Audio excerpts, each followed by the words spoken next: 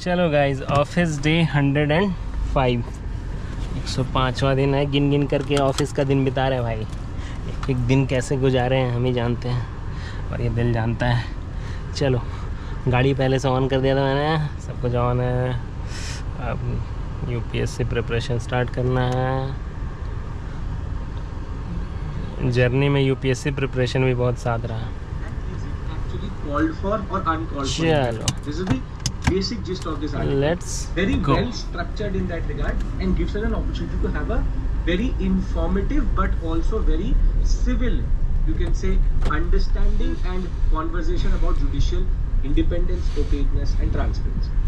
So what did the Vice President say about the judiciary just after the judgment came from the Supreme Court with regards to Tamil Nadu, and how the President and the governors have been directed for a certain timeline when a bill is kept for the assent of the President by the Governor of a state.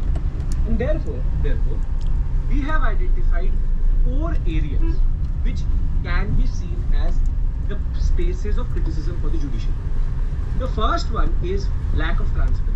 This is how you are lack of transparency.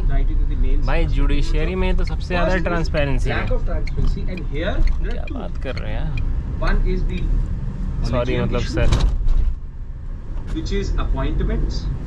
अच्छा, appointments वाले part में थोड़ा सा transparency का कमी। बाकी तो सब कुछ रिटर्न है जुडिशरी का। एडमिनिस्ट्रेशन में तो सब कुछ रिटर्न में नहीं। Inquiry happening is also happening in closed door. So the question is, with regards to the Delhi High Court Judge Ashwin Verma, the inquiry is being done by his own peers. There is no third party intervention.